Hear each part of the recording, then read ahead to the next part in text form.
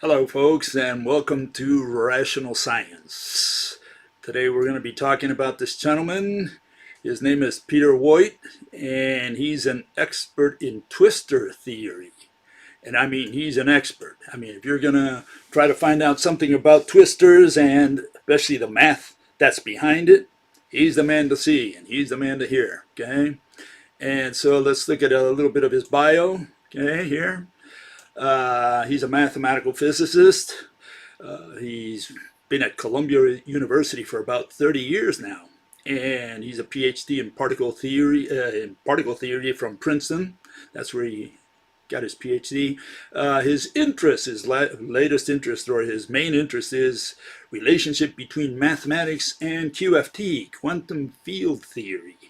And his current project is trying to unify not string theory, but space-time with twistor theory. Okay, so we're going to learn a little bit about twistor theory today. Okay, he hasn't won many medals. He doesn't have too many of them pinned on his lapel. And I don't know, maybe he has. I just haven't found any. But that doesn't take away from him, believe me. If a person is an expert in their own field, it doesn't matter how many medals he's won over his lifetime. Maybe they missed him when they gave out the medals. He does carry a blog, Not Even Wrong, and that's a famous phrase. And he's using it to belittle string theory specifically. He goes against string theory. He says it's not even physics, so it's not even wrong. Okay, and we talked a little bit about string theory the other day. Okay, so what is this string theory? In order to answer that question, we have to go to Mr. Woit's mentor, and this man is Roger Penrose. He won a Nobel Prize this year in mathematical physics. Something very important for mathematicians, apparently, and not important in physics at all.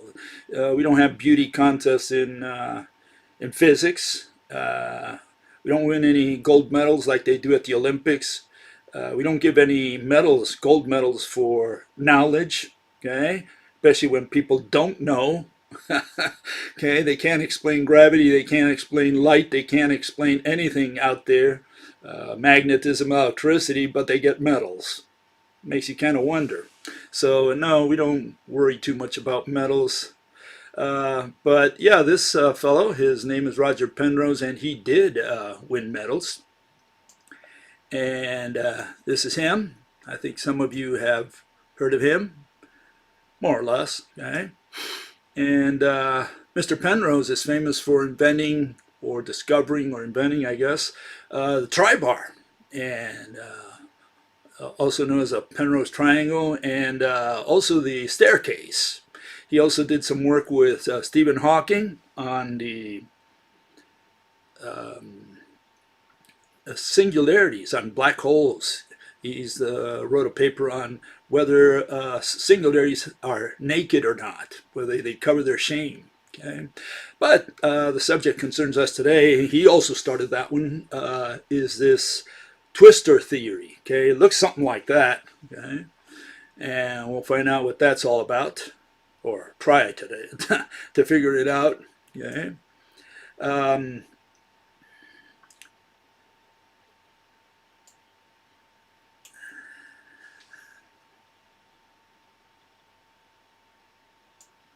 Well, this is where Mr. Penrose starts his presentation on twistors. He starts saying that the following. He says, usually we think of space-time where space is 3 dimensions and time is another one. Okay, you've got this space-time, which is 4-dimensional structure, and the basic thing is that it is made of these little points we call events. Okay, no dimension in space, no dimension in time, but you see it like that. Those are the points in space-time, events. Well, I don't know about that. You know, I mean, when you go and see Stephen Hawking, which he died a couple years ago, he says something else about events. He says the following. He says an event is something that happens. at a particular point in time, in space, and at a particular time. So one can specify it by 4 numbers or coordinates. And so the question is, an event is something that happens, then an event is not a point like you see there. Is that what a point is? Is that what Mr. Penrose is referring to? Is he referring to a dot? Is that the point of that he's referring to? Is that the one he's going to be using? And so, no, we've got a little bit of a problem because he's saying that this space-time thingy, whatever it is, it's made of points. And when you look at points, what is a point? Well, a point is something that happens. Well, something that happens does not happen at a location, because happens requires at least 2 frames of the universal movie. So you can't talk about location in terms of something that has motion. Motion and location cannot be reconciled. Okay? One is a static concept, the other one is a dynamic concept. So he already starts out on the wrong foot. He also seems to have problems with talking about dimensions. He talks about the 3 dimensions, but what he's really talking about is number lines.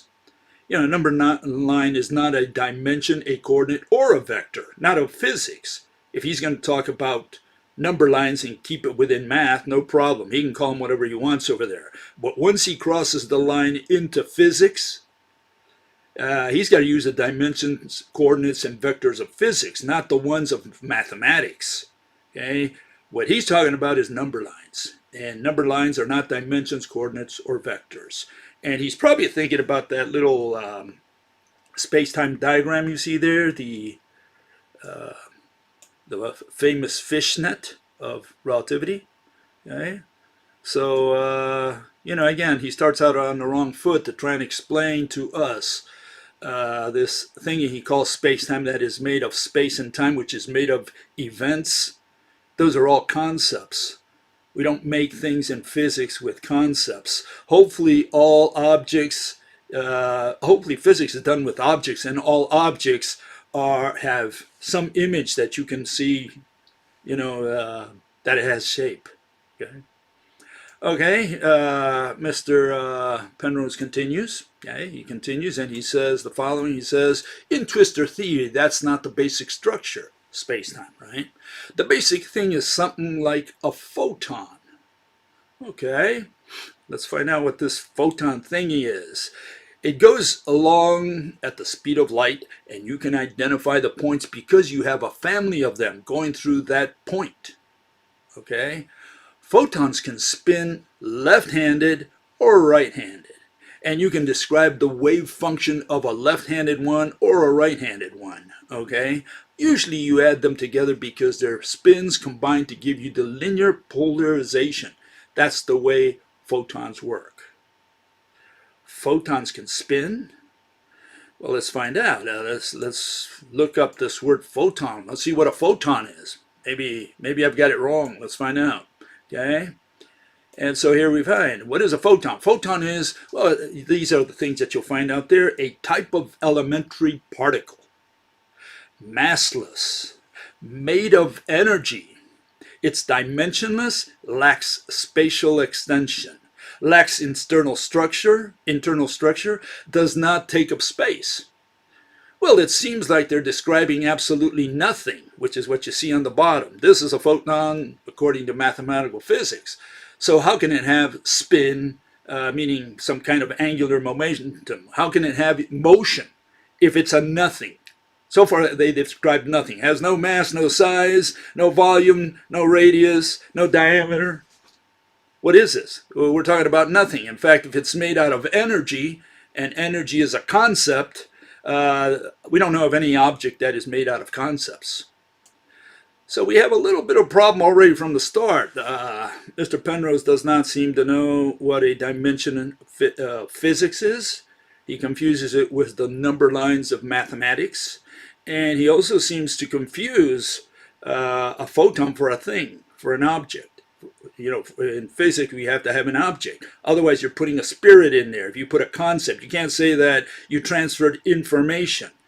Not in science.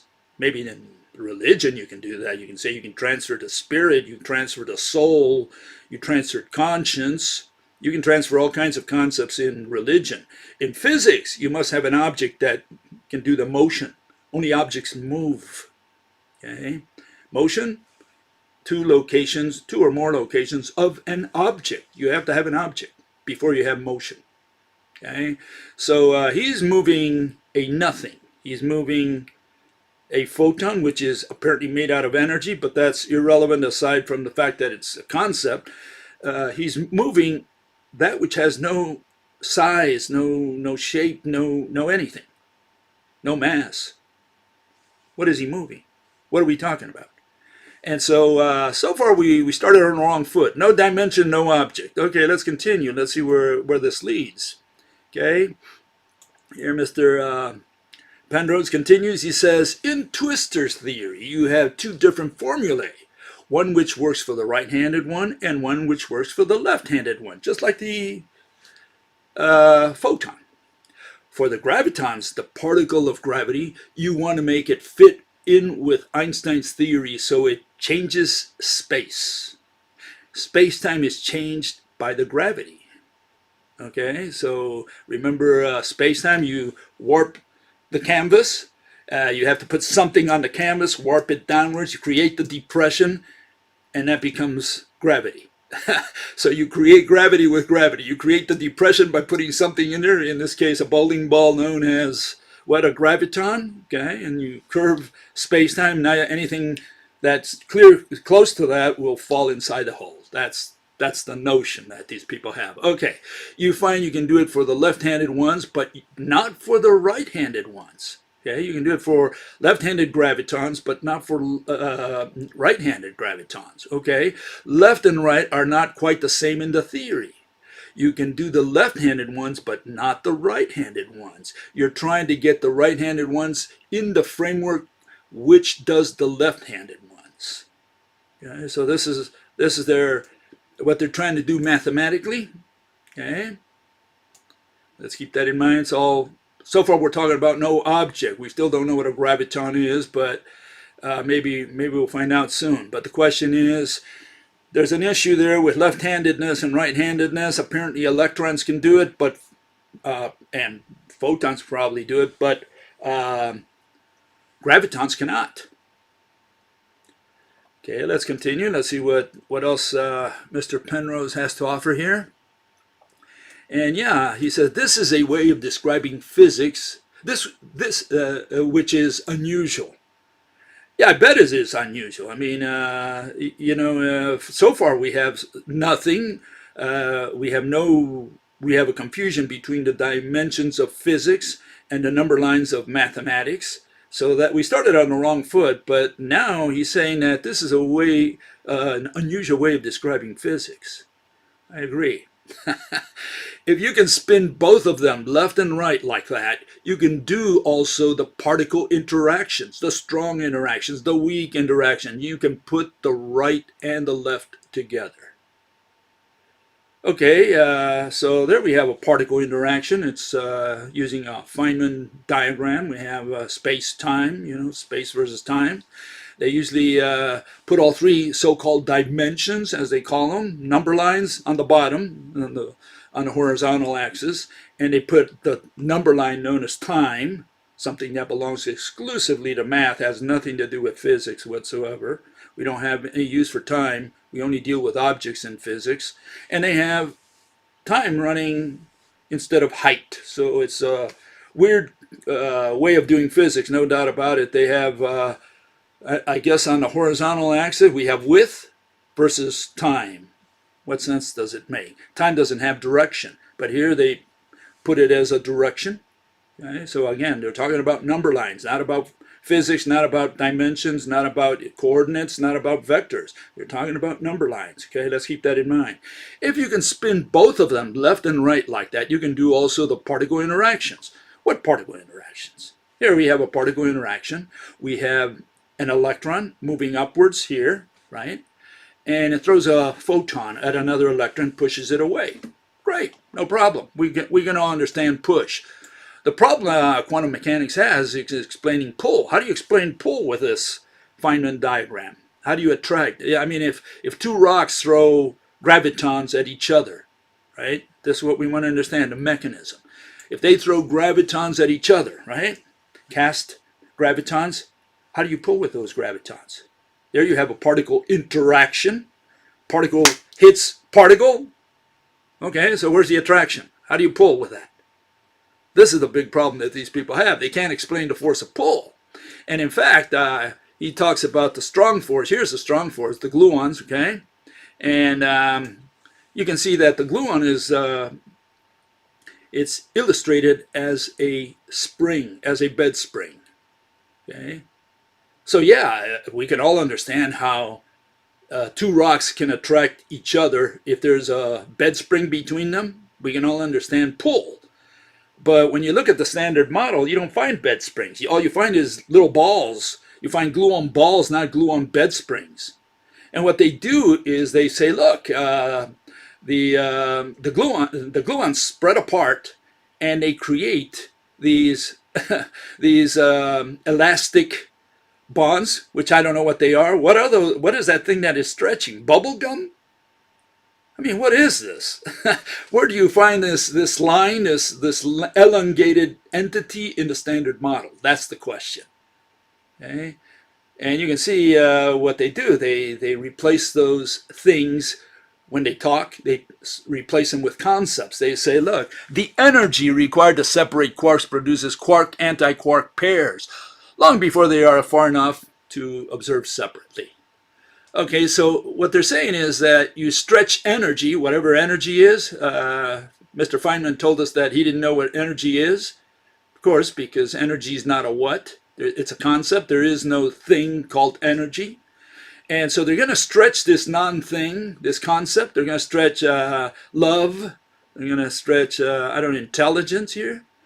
And by doing so, they create a quark. And what is a quark? I guess a bunch of energy, more energy.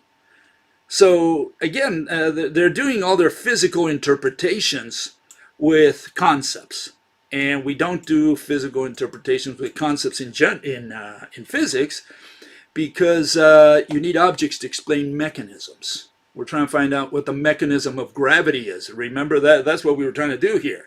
And these people are saying that they can do attraction between quarks, between rocks, between whatever, but whether it's the graviton in the case of rocks, whether it's the gluon in the case of quarks, and they're not explaining the mechanism. They're not saying what keeps those two quarks together.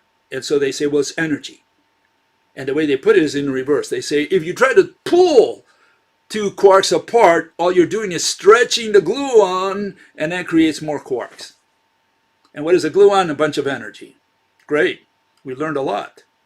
Okay? Yeah, they treat all this stuff mathematically. And so they have no physical interpretation for what they're doing, and that's why they have to invent these explanations, these theories, if you can call them that. Okay? Physical interpretations. Okay.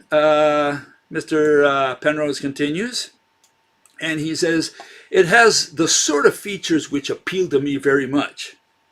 Okay. One of them is the use of complex numbers. Oh, hey, what is a complex number? Let's find out how complicated this is. Which includes imaginary numbers. And that's the imaginary number, which is the square root of -1. It's known as an irrational number. So what they do is they multiply everything by a rational number, an imaginary number, and now they continue doing math. Okay, and that's what they're going to use. In fact, he states that for quantum. He says once you put that into it, you have a whole different way of looking at the world. No kidding. The thing about it is that quantum mechanics already looks at the world that way. So quantum mechanics can't do without its square root of -1s. Okay? The states in quantum mechanics already involve these complex numbers, meaning irrational numbers. So the idea is that you bring that kind of complex number geometry into the real world. You're going to bring all this abstract stuff, and you're going to say it's part of our real world. Okay? And somehow the quantum and classical worlds will get a bit mixed up. Yeah. There's very beautiful mathematics in the complex world, which you don't see in the real world. Well, are we talking about the real world, or are we talking about an imaginary, complex, inexistent world? I mean, the real world is the existing world. What are you talking about?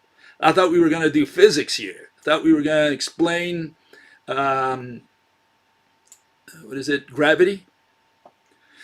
So let's find out. And we continue here. And Mr. Penrose continues, and no, sorry, he got the wrong one there. He says the following. He said how he got into this math thing. Okay, he says, and that's what twistor theory does. It gives you a complex number, real and imaginary together. Imaginary meaning also irrational. That's also what it's called. Includes that. A picture of the world which involves quantum ideas as well as classical ones. Okay, so they're trying to. Classical means you're going to try to imagine the theory, and that's what they're trying to do. They're trying to imagine the theory. Okay, they have a mathematical description. They're going to give a physical interpretation, and what they're saying is that this playing around with the equations by introducing imaginary numbers and irrational numbers, really complex numbers, what it'll allow them to do is really make sense of quantum mechanics. That's what they're trying to do. Okay, and they're going to apply it to gravitons, of course. When I was a mathematics undergraduate, I was absolutely stunned by the magic that there is in these complex numbers. Okay, so you were wowed by mathematics. Great. 1 + 1 = 2. It's a tautology. So this is what mesmerizes them, hypnotizes them. Wouldn't it be nice if somehow that was what governed the world? Yeah, I mean, idealism, maybe a little bit too much. Okay, this is what Mr. Woit does with this. He does. I mean, Mr. Woit is an expert in math, no doubt about it, and he's writing 2 papers, or I think he wrote them. I don't know if he's about to publish them. And here they are. You see them real quick here. And what I want you to notice is that in this paper, hyperfunctions and imaginary time, quantization, whatever that is all about, you can see there's no pictures in there. There are no pictures. All you see are equations. And you would think that if he's going to talk about twistors, I guess that he's trying to explain gravity, you would at least see one picture somewhere in that paper. Never will you see a picture in a published paper of these people. All you'll see is a bunch of equations. And so people out there, 99.99% of the people out there, they don't care about equations. They say, okay, give me the bottom line. I want to know why this pencil falls to the earth. Okay, why it falls to the floor. That's all I want to know. Just give it to me straight. How does that work? And these people say, well, you got to take, you got to look at hyperfunctions to understand it. You got to look at imaginary time. And you got to learn a lot about twistor theory, at the university level, PhD level, to really, really understand it.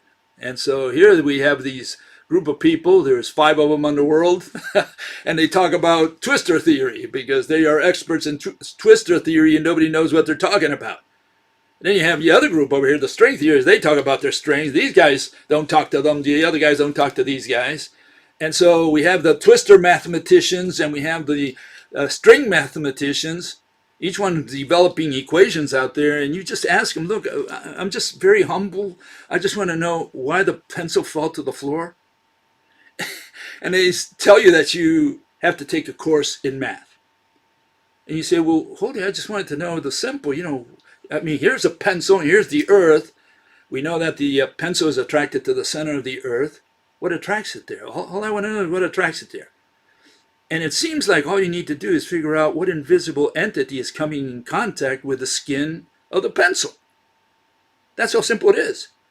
And these people are saying, no, you need to understand all this math. You say, but, it's counterintuitive that I would need all this stuff. You would think that it's more intuitive that all you need is some identify the invisible physical object that's pulling or pushing the pencil. And the answer they give you is that, well, Father Universe doesn't agree with our intuition. Your intuition is wrong. And who says that their intuition matches Father Nature's, Father Universe's intuition, or the way he does things? Does this math represent how he does things? And I don't mean by how a description, I mean how, the cause, the mechanism. I want to know the mechanism of gravity. And these people are giving me a description and saying, well, that's important, and here's the explanation. The explanation is warp space or gravitons. Yeah, but you can't explain it with gravitons. And warp space, warp time is a concept. You can't say that you're going to warp time and that prevents the Earth from flying out of the solar system. And they say again that your intuition is wrong, that Father Universe doesn't think like you. And again, does Father Universe think like him? Is that what he's suggesting? Is that what he's implying? And here's another paper by this gentleman. And this, again, I guess he's going to be publishing it soon, or he's about to publish or whatever. This is a draft version and he's got on his website, blog. And what do we see? We see equations. Nowhere do you see a picture. So it's all like that. It's all non-pictures. And you would think that physics is about pictures. Physics should be, you should be able to explain physics, simple physics, like mechanisms, to a baby. These people say, well, here's the explanation. But all the explanations are irrational. They're either bending concepts, warping time, or they're throwing particles at you and saying, I attract you with that. I throw tennis balls at you, but you come closer to me. So all the explanations are irrational. You can't make sense of any of them. And so what are we supposed to do? We don't have communication because these people are doing a lot of math there. And the question is that math relevant? Is that worth anything? Has this man spent his whole life in a worthless pursuit by doing all this math? What is all this math worth if they cannot explain a simple thing as how a pencil falls to the floor? This is what you got to think about. Okay? These people make a lot of money, by the way. You're paying for their salary, so the question is whether you really want to pay for his salary. For him to do what? Equations? Publish papers in which he gives a lot of equations and he doesn't give you a mechanism, a rational mechanism. And all we need to do for a rational mechanism is to identify the invisible objects. And hopefully there are objects out there, invisible, intangible objects that Mother Nature uses to do gravity and light, because otherwise you're putting spirits in that same space and you're doing religion. So you can't come with an equation and substitute it for a physical interpretation, for a mechanism, for a cause. Okay? Okay. So what does Mr. Woit do? Well, he does particles. That's what he does. And this is what he's been educated to do. He's been trained, educated to deal with particles. They call them waves sometimes because the particles are the ones that wave. So waves also include particles, except when you're waving vectors, which is another thing that they wave. So we're replacing this and we're saying, look, all atoms in the universe are physically interconnected. That's what they've been missing all these 400 years since Robert Hooke came up with the wave nature of light. Because before that, it was all particles, 100% particle. Everybody would do particles. After the 17th century revolution, scientific revolution, they figured out that they could that light apparently had wave properties, attributes. And so since then, they've been doing waves, particles, particles, waves, waves, particles, particles, waves. So that's what we've been doing now for 400 years. And that's what Mr. Woit was trained and educated on. And he never thought or even imagined questioning that. I mean, after 400 years, are you going to question the particle or the wave assumptions I mean, that's what everybody's been doing. So it never crossed his mind that he could question that. And he just kept doing particles and waves, really particles, because that's what quantum is. They use the wave as a crutch. When they can't explain something, the slit experiment, or I don't know, Compton wavelengths or whatever, then they bring in the wave. Or for example, polarization. And otherwise, they always do particles. And what is a wave? The motion of particles, so we're back to particles. No matter what you do, you're always back to particles.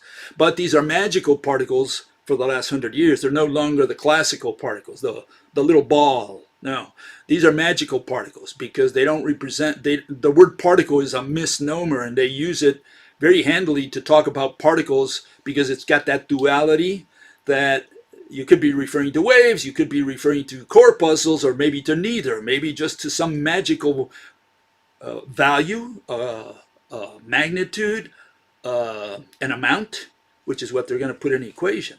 That's what the word particle means to them. So when they accelerate a particle, they're accelerating an amount. It could be an amount of energy, which is, again, an amount, not a thing. Or they're accelerating a charge. What is a charge? It's an amount, 1.6 times 10 to the minus 19 coulombs. That's what it is. It's a number. That's what they're accelerating. So these people are always accelerating numbers. That's what they do in their equations. And then they casually extrapolate that into physics, like saying, okay, let me give you the physical interpretation. You have this particle that moves at the speed of light. You say it's a ball? No, it's got no size, no volume, no mass. So what are you talking? What are you accelerating? What is accelerating at the speed of light? What is the physical object? And some of them will tell you, hey, it's the acceleration of nothing. It's the undulation of nothing. That's what a photon is. Okay? So this is what he has in mind. He has either particles or waves. Never thought about questioning any of these two. And this is what they've been doing for the last 400 years. And the question is whether either of these two meet these criteria, which are the attributes of light. Is it wavy, like in the case of particles there, the flow of photon beads? Light moves in a manner of oscillating waves. That one seems to be moving straight, not up and down like you see at the bottom, which is a bunch of vectors. Okay, so we've got a little bit of a contradiction already at the start here, because the flow of particles, the flow of photon beads does not explain the waviness that light seems to have. The bottom one explains the waviness, but what is waving? Vectors. So both of them fail. Both the particle and the wave, the transverse wave that Mr. Fresnel came up with to explain polarization especially, both of them fail. The bottom one is not an object. The top one, the particles, are objects, but you cannot explain oscillating waves with that. So neither one passes the first criteria of the attribute of light. Next one, laser ranging. If you turn your laser on, 1 second later you will detect the light on the moon, approximately 300,000 kilometers away. In other words, it takes 1 second for the laser beam to hit that retroreflector that the astronauts put on the moon, for those of you who are not flat earthers and believe that humans went to the moon. Okay, it takes 1 second approximately, okay, roughly. And the question is, why can't the particles travel faster if they're going one way? Why can't the waves, the bottom waves, the two transverse waves, travel faster? I mean, what prevents them from traveling faster? That's the question, okay? Or slower, for that matter, right? Because they claim that these things travel slower when they go through denser media, but then when you want them to travel faster, they say, well, they can't travel faster through vacuum. And what is vacuum? A bunch of particles. So here they go through the particles of vacuum, and they can only travel at a given speed, no more.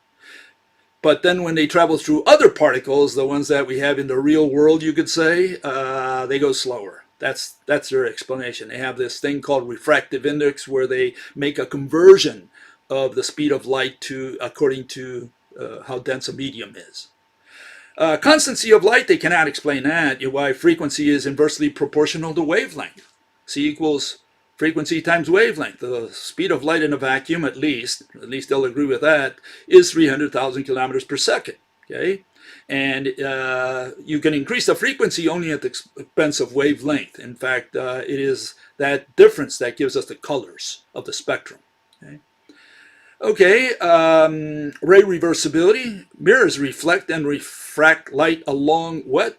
Rectilinear trajectories or straight paths, whichever one you want. But that thing is straight as an arrow. Okay, so ray reversibility shows that light travels or extends straight.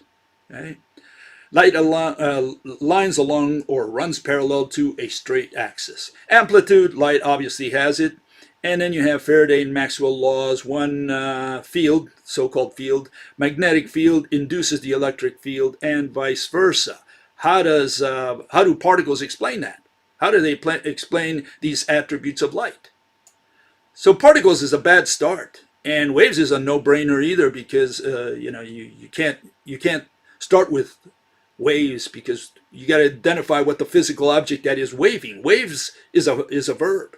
There is no physical standalone object called a wave. Okay, so what do we propose instead? Well, here it is.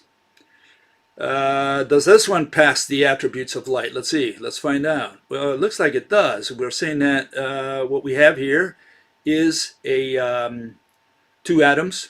One is two-dimensional, the other one three-dimensional, just so you can see how it's built, how it's constructed more or less. Okay, and they're connected by a rope. They're physically connected by a rope. The rope is a physical entity, not a field. Field is a concept. There is no physical object called a field. But a rope is a physical object. You don't believe me? Go to the hardware store and ask for a rope, and they'll give you a rope, a two-strand rope. They'll give you something that looks more or less like that you're seeing there. Ask them for a field. Let's see what they give you. What do they give you? A football field? So there is no physical object called field. But rope, yeah, there is an object called rope.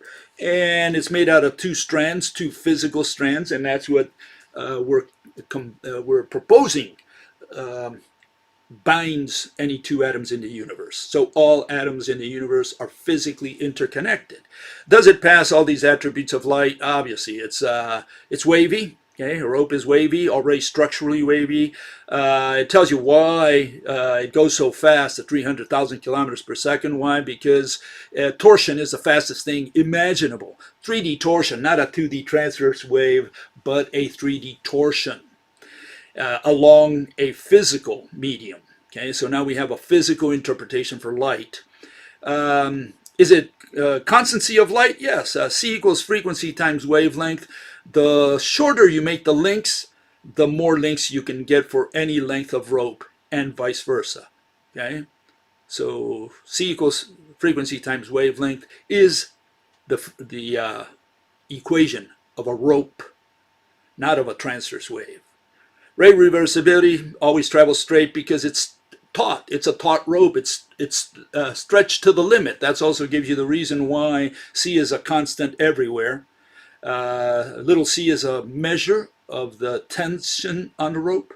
Okay, and so the rope is constantly under tension. It's pulled by every atom in the universe is pulling on that rope through other atoms. Amplitude, obviously you can see the amplitude there, and you can see why one induces the other one into being, or why it misled the mathematicians to believe that one induces this thing they call field into being.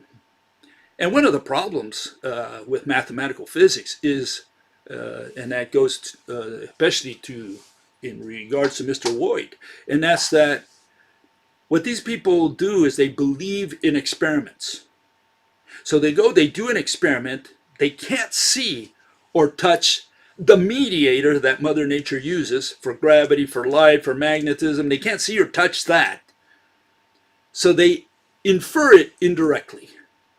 And for the last 400 years, we've been doing indirect assumptions based on experiments. What does that tell us about experiments? Well, it tells us that we don't need experiments in physics to determine the invisible, intangible, mediators that Mother Nature uses, or Father Universe, whoever you pray to. Okay? You're not going to discover them through an experiment.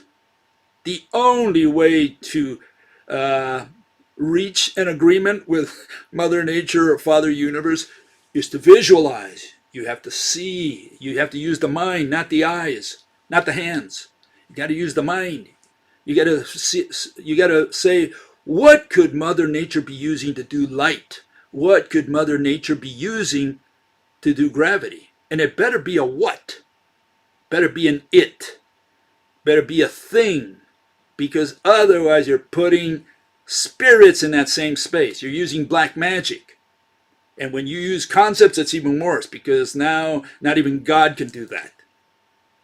You know, you can't say that you sent energy, or that you have a field between two objects, or that you have mass. How does mass pull on another mass? Does it send mass, throws mass at it? Does it throw energy? Does it pull through the field? Field is a bunch of numbers.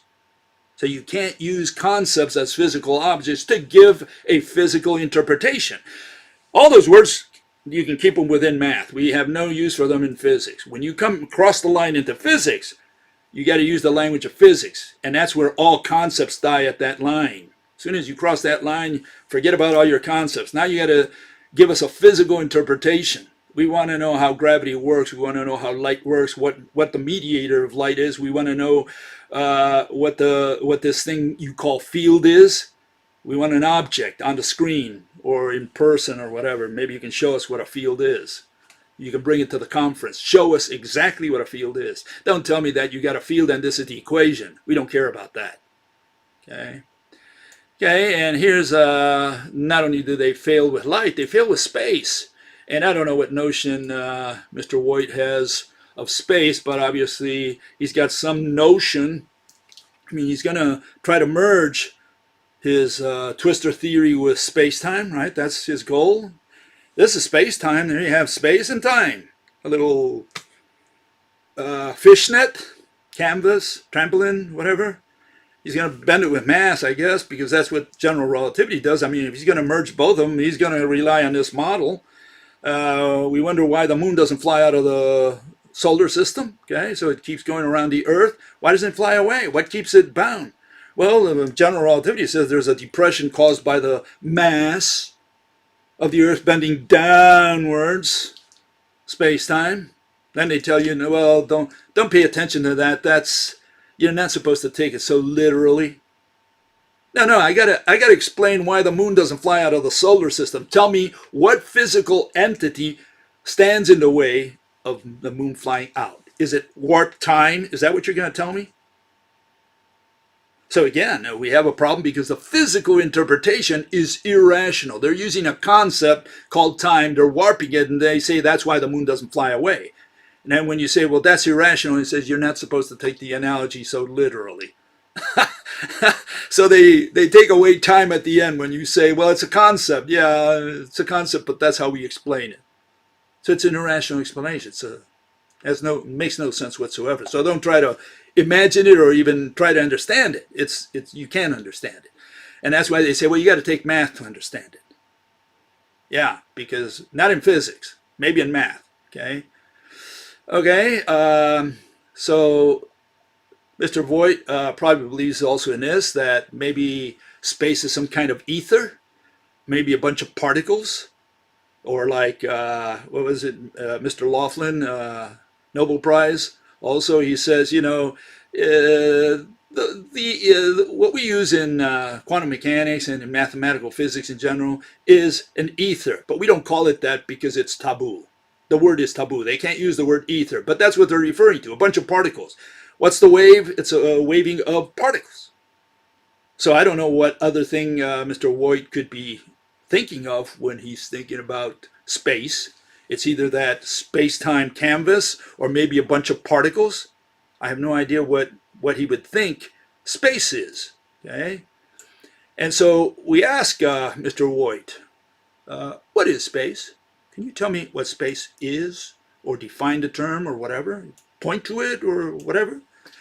And these are the questions that or the answers you'll find on the internet. Maybe one of those is the one he's referring to. I don't want to put words in his mouth, but almost surely he's got one of those. Okay, the boundless three-dimensional extent. What's an extent? Is it a physical object or an abstract concept? Physical space. Physical is an object. Space is nothing. So we have a something and a nothing. Great. Something, nothing. That's what he said. Or someone said that. Physical space. Is that what Mr. Woit is going to present? Physical space? Something, nothing? 3D space, a geometric setting in which three values are required to determine the position of an element. Point. And again, we found out a point. What is a point? Is a point a dot, or is it a location? I mean, if it's a location, don't call it a point. Call it a location. And if it's a dot, call it a dot, a two-dimensional dot, or three-dimensional ball. I don't know which one they want to use for location. So you either talk about location or you talk about the object. And what they did, they condensed them into the word point. And so the word point is one of those dualities that mathematicians like because it means both things. It means the object, dot, and the concept, location. They love that because they can now give a pictorial representation within their presentation, within their dissertation. Okay, in 3D space, well, space is nothing, so there is no such thing as 3D space. Okay, space has no dimensions whatsoever because it's nothing. Objects have 3D space. Objects have 3D, three dimensions, physical dimensions like in other words, the dimensions of physics, right? Length, width, and height. Only objects have this. Space has no length, width, or height. Okay, space is nothing. Vacuum, space devoid of matter. Great. And vacuum, you look it up and they'll tell you that vacuum is made out of particles. And there you see some examples. The quantum vacuum, the quantum state with the lowest possible energy. What is energy? A concept. There's no such thing as energy. So whatever energy is, it's got very little of it. Quantum foam, fluctuation of space-time. So here you have this concept and it's fluctuating, vibrating, I guess, right? That's what quantum foam is. What is quantum foam? That's another version of space. Dirac sea, another version of space. The vacuum as an infinite sea of particles with negative energy. You have positive energy when you feel great and energy when you're down and out, I guess. I mean, what is this negative energy? Just a mathematical concept. And that's what this vacuum that Dirac invented is made out of. And what is it? Virtual particles. Particles that combine to form nothing, and then they separate to form two particles. So we have a nothing made of two particles. Like I always say, you have a black and a white ball. They get together and they form no ball. And then the no ball separates and forms a black and white ball. That's what these people are saying. So they have all these vacuums, all these spaces, all these nothingness. And all the nothingness are made out of something, all of them. There's not one nothing space, vacuum in all of mathematical physics that is total nothing. No, all of it is something. There's no such thing as void in mathematical physics. They had to put a background because they can't otherwise explain any of the things that they do, any of the phenomena. They can't explain any of the invisible phenomena. How do we do it in rational science? Well, we do it a little different. What we do is we define terms so that we talk sensibly. We can talk consistently, rationally. Foundations of physics, the first principle is the golden principle. Physics requires an object. You can't do physics without an object. Something all these mathematical physicists have never learned in 400 years. Yes, we don't use math, we don't do experiments. What we have is to define what an object is for the purposes of physics, because you can't do physics without an object. What physics are you doing? What are you analyzing? What are you measuring if there's nothing in front of you? So yeah, you had better have an object before you do physics. And something, which is an object, right? That which has shape. What is nothing? That which doesn't have shape.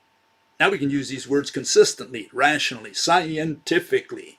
Something is the opposite of nothing. They're antonyms. And there I gave an example. Something is that black stuff you see there. Whatever it is, it's got shape. And nothing is the one next to it, which is that which doesn't have shape. See how easy it was all these years? All you have to define is something and nothing. Space is nothing. Space is that which has no shape, which means particles have no way of escaping space because space has no boundaries, not because it's infinite, but because it's not an object. Infinite is an adjective, and in science we can only apply adjectives to objects, and there is no object which is infinite because all objects are finite. We're done. See how easy it was? All you had to do was define the term so that you can talk sensibly. And so we have nothing, which is space, and we have all this matter, all these atoms that are just floating with respect to each other in the nothingness we call space, which has no boundaries. Therefore, space cannot turn into matter, matter cannot turn into space, and there was no beginning to the universe as general relativity, what Mr. Woit believes in, says. Okay. Just one more issue here, a couple more issues. Here's Mr. Woit cannot use any of these to define the word object. He cannot use the criteria, these criteria, okay? He cannot use see or touch because that requires two objects. Mass requires two objects. You got to weigh something to determine its mass or count the number of atoms or whatever unit you're going to use for mass. Fine, you got to count them. You got to tell me the difference between an elephant and a chair. Okay? And you say, well, the elephant has gazillions of made of gazillions of atoms. The other one is just 1 million atoms. Okay, fine. So you got to tell me what an atom is. You know, you got to count them. So again, mass is counting. Motion, volume, same thing. All of them require, all are dynamic concepts. Made of, again, we don't care what something is made of. It's called mereology. We don't say that a table is what it is made of. No, table is what I point to. That's a table.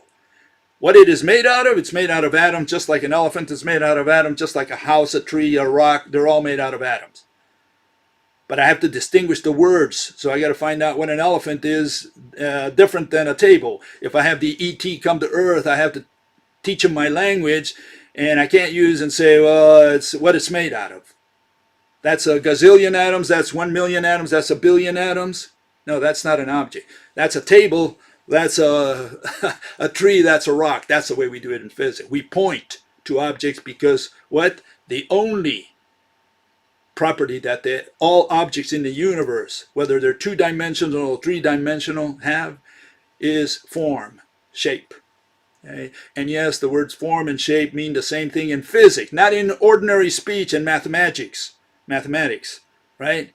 What they do in ordinary speech and in mathematics has nothing to do with physics. In physics, shape and form mean the same thing. In fact, in Spanish, we don't have a word for shape. We only use the word form, forma. Okay, so we only have form for everything. So we don't have this shapey thingy that people made a distinction in ordinary speech, which came out of mathematics, out of geometry. Okay, temporal, see something by parts. We don't do that in science.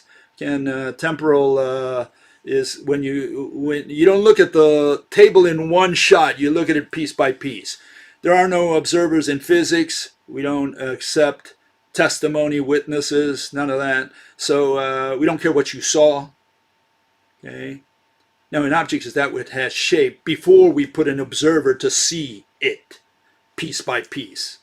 Time by time, second by second. No, it's not a noun. It is a noun only for physics. Only that which has shape qualifies as a noun. The word motion is a noun in ordinary speech. It is not a noun in physics. So the word orbit is a noun in ordinary speech. That's not a noun in physics. In physics, orbit is a verb. Wave is a verb. Field is a verb. Energy is a verb. None of those are objects, standalone objects. Standalone objects you point to. Can you point to energy? Can you point to some kind of shape known as energy? Absolutely not. Can you point to mass? No, you can't. You got to count mass. If you're counting atoms or units of mass or whatever. Color needs a vibration, some kind of motion of light in order to see color, frequency versus wavelength. It's not an object is not a synonym of exist. Exist. In addition, you need location. So an object with location is a definition of exist. And it's not 3D because we have 2D objects and they're known as squares and triangles and so on. So no, 3D is not an object. That's in ordinary speech, not in physics. Okay, physics, shape. It's the universal property of all objects. And here we go with the last one, and this is why the Earth doesn't fly out of the solar system. It's because all atoms of the Earth are bound to every single atom of the sun. The sun twirls the Earth around like a bunch of Lilliputians would twirl Gulliver at the end of ropes. That's why the Earth doesn't fly out of the solar system. Okay? So, I don't know if you should contribute to, what is it, twistor theory? By the way, these people are a dying breed, those who are pushing for experiments. Like I mentioned, Sabine Hossenfelder and Nobel Prize winner, what's his name, Sheldon Glashow, Mr. Woit. They're all dying breed of people because everybody's moving on to string theory and leaving them behind. Are they doing any better? No, of course not. As I showed that Mr. Maldacena a couple weeks ago, he's not doing any better. He's getting into more abstraction. He can't explain gravity any more than Mr. Woit can. Why? Because they're all using the wrong hypothesis. They're all starting at the wrong point. They're starting what? With particles and waves. Once they abandon that assumption and they assume that all atoms are interconnected, then maybe they can make a little bit of progress. Why can't we see or touch the mediator of gravity, of light, of magnetism, etc.? We can't because Mother Nature specifically made them invisible and intangible. And so you won't be able to go to the lab and figure out what light, gravity, or magnetism, electricity, any of those are. Not by running an experiment. The experiment for gravity, here it is. You'll never need another experiment. Here, we let go of the pen, okay? Do it again. How many times? Repeatable experiment. Let's do it 1,000,000 times, okay? There it goes. That's the only experiment you ever need. Now you know what gravity is. Gravity is that something that pulls the pen down. What you got to identify is the physical object that came in contact with the skin of the pen. And we say that all atoms of the pen are connected to all atoms, or every atom, that comprises the Earth. That also explains why gravity goes through things. Okay? Why one atom is behind another atom.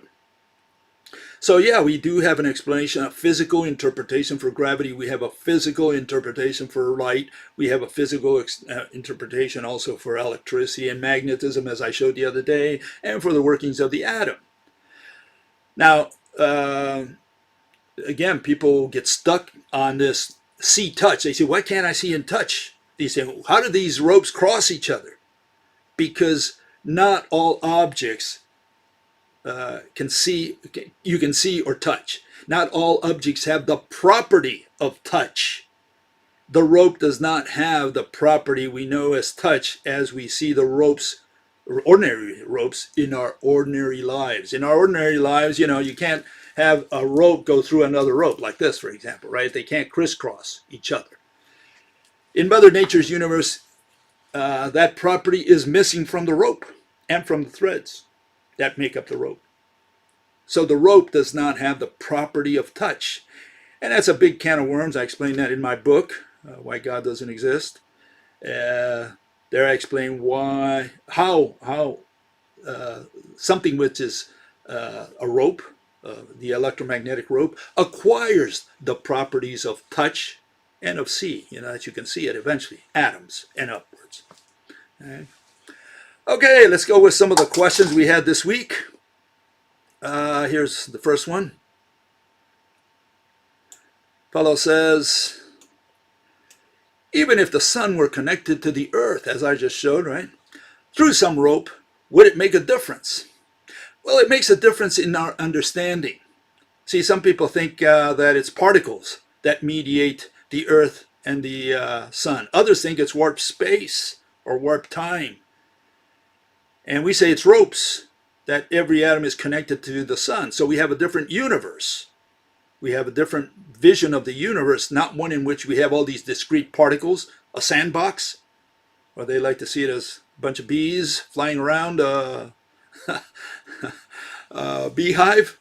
They want to see all those bees in motion. No. In physics, when these people describe their world, they're describing a sandbox. And the question is, how does a particle pull on another particle inside the sandbox? That's all you got to answer. Very simple. And no, so we have a different interpretation. So it just gives you a different vision of how this universe works, how the universe is. It's no more than that. Other than that, knowing that every atom here is bound to the sun does not change anything. It just changes our understanding. That's all it does. Okay. Here's another question or comment along the same lines. Well, it says, what forms the rope? 2 strands. There you go. Twined strands. That's what forms the rope. I didn't know that was so difficult. In fact, go to your hardware store, ask for a 2-strand rope, and you won't have to believe this, what you see. Yeah, they'll give you a rope over there. What happens when they cross? They cross. That's it. That's what happens. I mean, I don't know. What do you want for it to happen? You know, a rope crosses another way, they cross. So I don't know what the question is, or is stumbling your mind from understanding that 2 ropes cross. They cross. That's it. What happens? They crossed. Why did a chicken cross the road? Yeah. When objects get closer, the ropes shrink. Yes. Don't experience slack and coil. Yeah, they don't experience slack and coil. Well, you see that at the bottom. One atom slides along the rope by eating up the rope that makes up the atom. So an atom slides along a rope like a bead on an abacus, you know, on the wire of an abacus. The same thing. It just slides in the rope along which it's sliding, goes around it because it forms the electron shell and the proton star that make up the atom. So it's all the same system. How do the rope strands stay together? Well, like this. That's how they do it. So, yeah, they stay together. Especially when you're pulling on it, that's what it is. These ropes are under tension. I give you a 0% chance of being correct. In science, no one is correct. It's in religion where we are correct. In science, all we do is explain objectively so that people understand. Here, we're not here to convince anyone. If I try to do that, that's the religion part of my presentation, my lecture. Otherwise, you only have to pay attention to the objective part, the mechanisms. That's the science part. The other part is religion, is what people believe in. Okay? Someone comes to your door with a Bible in their hand, they try to convince you to believe in God or whatever. They're doing religion, they're not doing science. Science is, let me explain to you how God created the universe. Okay, I want to hear that. Well, what's the mechanism? How did you create the universe, God?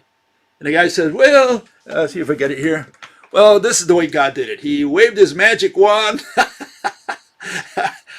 and said abracadabra, and that's how he created the universe. Okay, so explain the mechanism.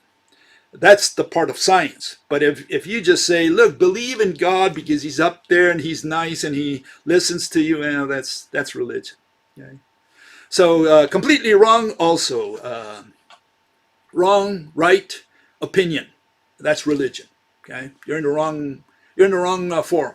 Okay? Yeah, I'm not in the ballpark. I don't know. Well, if you didn't understand the question, maybe you're not in the ballpark. If you didn't understand the mechanism, you're not in the ballpark. Okay? Okay, next question or comment, I think it was along the same lines. Fellow says,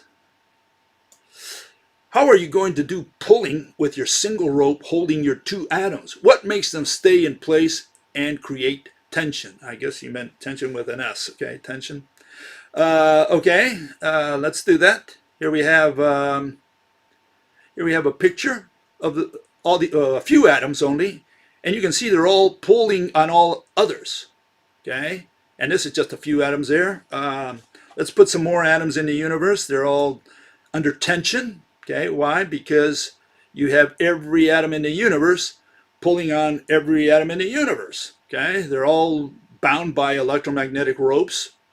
So that's our universe. That's a small universe, okay? Let's look at even a bigger picture because we also have that. Not only do we have all the atoms from every galaxy pulling on atoms of other galaxies, okay, through the electromagnetic ropes, but they probably are moving around as well. Okay, so you have rotation. So here you can see how the atoms are, and you can consider those as galaxies, but it doesn't really matter. You can see that as a bunch of atoms that are connected to each other, a small group of atoms, and they're rotating. Why? Because they're being pulled by other atoms beyond that. And if you look at those as galaxies, well, you can see that a galaxy will pull at another galaxy, and stars will pull on stars. Why? Because they're all under tension, because the galaxy on the other side of the universe is keeping the tension on the atom that is connected to you. And at the same time, you can have rotation. There's a lot of reasons to create this tension. There's no reason for all this to collapse, because the whole thing is not only rotating, but everything's pulling on everything in every direction. So this is only a two-dimensional notion, right, of this interconnection. Okay, here's another fellow, and he says what? He says, let me get myself in here. He says, the human mind is also limited. Well, speak for yourself. Much of what goes on in reality is simply too complex to be seen by mere human mind. Well, again, speak for yourself. Mother Nature has run out of gifts to give us. She gave us the most wondrous gift she could give us, which is the ability to reason. No other animal in the kingdom, you have the cheetah, she runs faster than us, but we think better than they do. And you have the elephant, he's big, he's mighty, he's the king of bigness here on earth, on land. Maybe the whale is in the ocean. So they are the kings of bigness. We're not the king of bigness. We're the kings of intelligence. Every animal has intelligence, but we're at the top. Okay, so yeah, the human mind is the most advanced mind there is in the universe. Mother Nature cannot give a higher intelligence than the human mind anywhere in the universe. So this notion of superintelligence, that's a myth. That's created by the mathematicians who cannot explain anything. And so they created this myth of superintelligence. No. Our minds are the most fantastic minds that the universe can create. Mother Nature, Father Universe, whoever, the devil, whoever you believe in, that's the most fantastic gift that we could have inherited through this evolutionary process that took millions of years to create our minds. But yeah, a lot of people squander it and believe in space-time, in black holes, in dark matter, in Big Bang creationism, in particles that can be at two places at once. They squander their intelligence completely. They do a lot of math. They're intelligent for math. They can figure all these things out, and all the equations, all the variables. They can calculate integrals and derivatives. And then you bring them into physics, and they do such a lousy job. And you wonder what they did with their minds when they came into physics, okay? In turn, almost 100% of the human population is incapable of even noticing that this reality is being overgoverned from an elsewhere. Oh, from an elsewhere. Okay, it's governed. So we have this puppeteer that's handling the strings. Is that what he's saying? As a consequence of this limited vision, people simply question whether or not life exists in other places within the universe. Okay, I think it's a valid issue to ponder. Okay, rather than question what it is that exists outside of the universe. Outside of the universe? And how that which exists outside of the universe controls the universe itself. The universe is everything. Space is not infinite, because space is not a thing. You cannot say that something which is not a thing, you cannot apply an adjective to. You cannot say that space, nothing, vacuum is red, or is fat, or jumps up and down, because space is nothing. And if space is nothing, and here we are encapsulated within this nothingness, encapsulated by default because it has no borders. Not even God can escape space, because space is nothing. So there is no border for God to cross. Poor God. And in fact, if it weren't for space, even God wouldn't have shape. He wouldn't be an object. And here we are, all this matter, all these atoms, and we're floating around with respect to each other in this nothingness that has no borders, no shape. And that's what we call the universe, this nothingness and matter. What can be outside of nothing? Well, the only way you can have something outside of nothing is if nothing would have shape, would have a border, would have a boundary, would have a surface. Then you can talk about being outside of nothing, outside of the universe. Not even poor God can be outside of the universe, because the poor God is stuck here in space, because first space gives him shape if he's a he. Otherwise, we don't know what, you got to tell me what God is, right? And if God is a he, physical, right? He can't escape space because there's no boundary to cross. So poor God is trapped in here together with the rest of us. Space is the largest prison never built. We're done with that. Okay, and again, here you can see, again, the rotating universe. Okay, so that's, the black stuff is space. It has no shape. I had to put a little square around it to put it into frame, but you got to think of that as having no shape. And so you have things that have shape, which are the atoms and molecules and the gases and the stars and the galaxies. That's what that picture represents. It could be rotating, etc. And then it's all rotating with respect to matter, with respect to matter.